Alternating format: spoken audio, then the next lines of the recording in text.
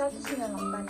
Saya dari kelas 4F Ekonomi Syariah. Di sini saya akan mempresentasikan tugas etika bisnis Islam yang mengenai bab 5, teori etika bisnis Islam dalam kegiatan produksi, distribusi, dan konsumsi. Baiklah, sebelum kita memasuki dari materi pertama, kita harus tahu dulu latar belakang dari ekonomi. Ekonomi merupakan salah satu ilmu sosial yang mempelajari tingkah laku manusia dan kegiatan manusia yang tak akan pernah lepas dengan aktivitas produksi, distribusi, dan konsumsi. Demi menjamin kesejahteraan masyarakat, maka diperlukanlah aturan-aturan dan batasan-batasan dalam melakukan ketiga aktivitas tersebut. Dengan aturan dan batasan-batasan tersebut, maka diharapkan pelaku ekonomi mampu mencapai tujuan yang diinginkan dan kegiatan ekonomi berjalan dengan lancar. Baiklah, sekarang kita akan membahas mengenai etika bisnis dalam produksi. Konsep produksi dalam Islam adalah sebagai kegiatan menciptakan manfaat atau utility baik di masa kini maupun masa yang akan datang. Kegiatan produksi juga diartikan sebagai suatu kegiatan manusia dalam menghasilkan barang dan jasa yang kemudian dimanfaatkan oleh konsumen dalam memenuhi kebutuhannya. Menurut Muhammad Najatul Siddiq menyatakan bahwa sistem produksi dalam Islam harus dikendalikan oleh dua kriteria, yakni kriteria objektif dan kriteria subjektif. Kriteria objektif akan tercermin dalam bentuk kesejahteraan yang dapat diukur dari segi uang, sedangkan yang subjektif dalam bentuk kesejahteraannya dapat diukur dari segi etika. Dalam Islam, keberhasilan dalam sebuah sistem ekonomi tidak hanya disandarkan dari segi sesuatu yang bersifat materi saja, tapi bagaimana agar aktivitas ekonomi termasuk produksi bisa menerapkan nilai-nilai dan moral-moral dalam kegiatannya.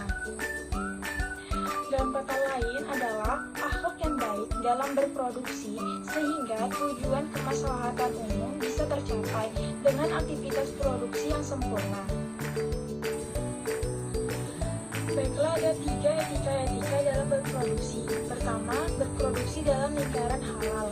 Prinsip produksi yang wajib dilaksanakan oleh setiap muslim, baik individu maupun komunitas, adalah berpegang pada semua yang telah dihalalkan oleh Allah dan tidak melewati batas. Sikap seorang muslim tidak boleh menanam, membuat apa-apa yang telah diharamkan. Syariat juga melarang memproduksi produk yang merusak akidah, etika, dan moral manusia. Yang kedua, keadilan dalam berproduksi. Sistem ekonomi Islam telah memberikan keadilan dan persamaan prinsip produksi sesuai kemampuan masing-masing tanpa menindas orang lain atau menghancurkan masyarakat. Islam memperbolehkan kerjasama yang saling menguntungkan dengan jujur, sederajat, dan memberikan keuntungan bagi kedua belah pihak, dan tidak membenarkan cara-cara yang hanya menguntungkan seseorang atau hanya satu pihak, lebih-lebih yang dapat mendatangkan kerugian pada orang lain atau keuntungan yang diperoleh hanya merugikan kepentingan umum. Ketiga, berproduksi yang dapat bermanfaat bagi masyarakat. Perilaku produksi merupakan usaha seseorang atau kelompok untuk melepaskan dirinya dari kefakiran. Secara eksternal, perilaku produksi dimaksudkan untuk memenuhi kebutuhan setiap individu, sehingga dapat membangun kemandirian umat. Sedangkan motif perilaku adalah mengutamakan mencari nafkah, menjaga semua sumber daya yang telah dilakukan secara profesional, dan berusaha pada sesuatu yang halal. Baiklah, selanjutnya saya akan membahas mengenai etika bisnis dalam distribusi. Menurut Collins, mengartikan distribusi sebagai proses penyimpanan dan penyaluran produk kepada pelanggan. Collins hanya mengaitkan distribusi dengan proses hasil produksi yang meliputi penyimpanan dan penyaluran. Dan sedangkan menurut Anas Darko, mengartikan distribusi sebagai transfer pendapatan atau kekayaan antara individu dengan cara pertukaran melalui pasar atau dengan cara lain seperti warisan, sedekah, wakaf, dan zakat. Etika distribusi dalam ekonomi Islam. Pertama, ada etika keseimbangan. Keseimbangan merupakan dimensi horizontal dari Islam yang dalam perspektifnya yang lebih praktis meliputi keseimbangan jasmani rohani, material non-material, individu dan sosial. Sedangkan yang dimaksud dengan kebebasan hendak adalah kebebasan yang dibingkai dengan tauhid. Artinya, manusia bebas tetapi terkait dengan batasan-batasan yang telah diberikan oleh Allah. Yang kedua, ada etika amanah. Kekayaan adalah amanah Tuhan yang harus dipertanggungjawabkan. Penggunaan dan orang yang mampu memikul amanah harus dipahami bahwa segala sesuatu yang diperbuat di dunia ini akan diminta pertanggungjawabannya di akhirat kelak. Dengan sifat amanah, maka tidak akan terjadi penyelewengan sedikitpun terhadap apa yang telah diberikan oleh Allah kepada mereka.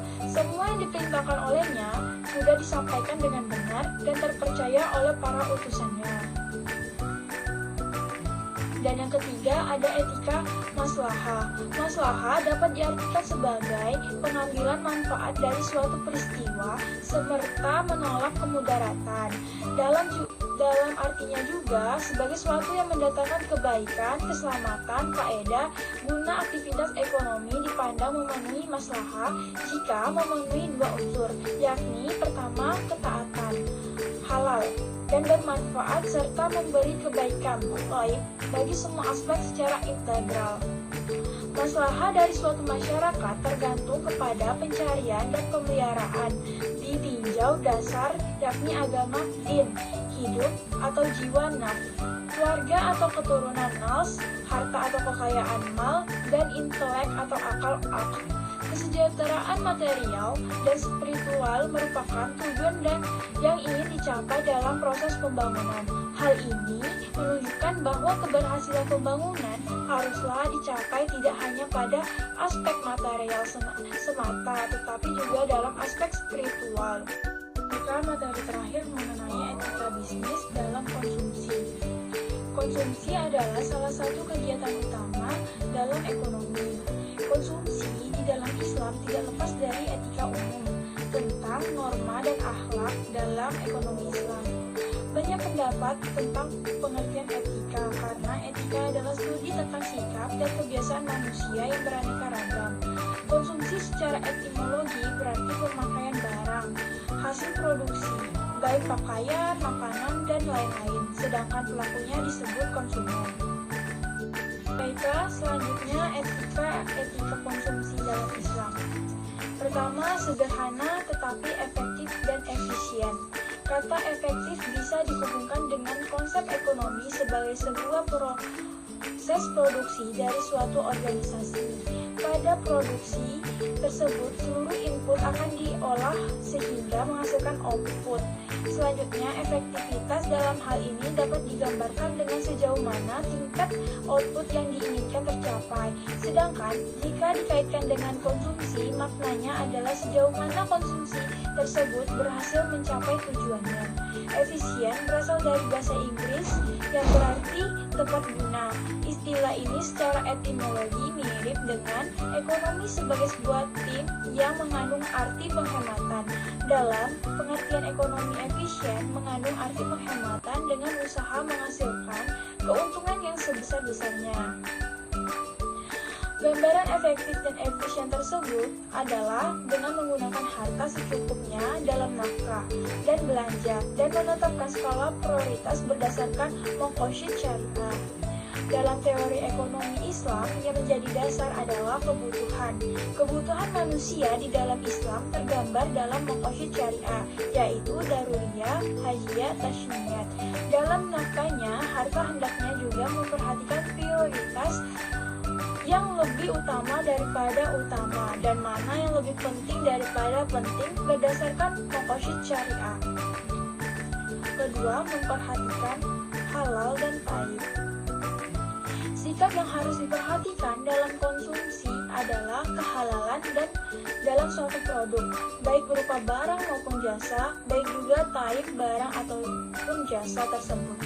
Kehalalan suatu barang bisa dilihat dari barang atau jasa secara zat dan bisa juga dilihat dari segi proses pendapatannya.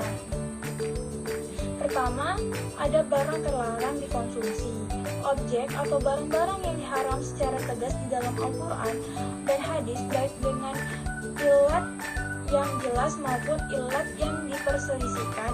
Objek atau barang-barang najis atau barang yang mengandung najis sebagai mana tersebut dari dalil Al-Quran dan hadis di atas. Objek mengandung bahaya seperti racun dan zat-zat yang mengandung bahaya bagi tubuh lainnya. Kedua, proses pendapatannya jelas. Yang mengandung riba, gharar, dan transaksi curang dalam transaksi mengandung maisir jelas telah dilarang dan termasuk barang-barang yang tidak dihalalkan atau tidak halal. Ketiga, terdapat tidak kikir, tidak mubazir atau boros. Islam mengajarkan umat untuk tidak kikir, mubazir dan boros dalam menggunakan harta. Menurut Muhammad Syariatu bahwa pemerintah punya hak untuk menegakkan maslahah ini agar supaya kikir, mubazir dan boros tidak terjadi di kalangan umat. Adapun perilaku menjauhi mubazir atau boros tersebut bisa tampak dari sikap seseorang sebagai berikut. Pertama, menjauhi hutang. Kedua, menjaga hasad pokok dan mapan. Ketiga, hidup tidak bermewah-mewahan. Keempat, tidak menghambur-hamburkan harta. Kelima, mempunyai batasan-batasan penggunaan harta, yaitu penggunaan harus mempunyai tujuan yang dibenarkan dalam Islam. Keenam, ada tujuan pembatasan penggunaan harta.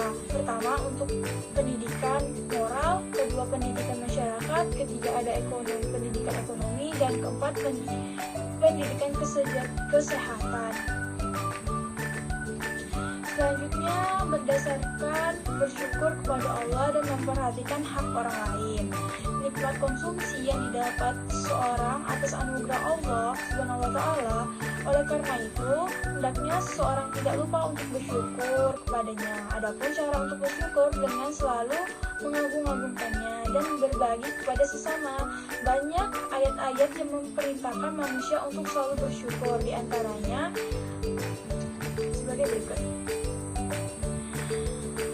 Sesungguhnya kami telah memberikan kepadamu nikmat yang banyak, maka dirikanlah sholat karena Tuhanmu dan berkorbanlah. Sesungguhnya orang yang telah membencimu ialah yang terputus.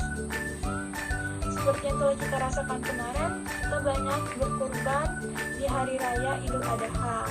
Itu termasuk salah satu nikmat atau cara bersyukur kepada Allah dan memperhatikan dari saya yang bisa saya jelaskan dan bisa saya presentasikan. Lebih dan kurang saya mohon maaf, kepada Allah saya mohon ampun.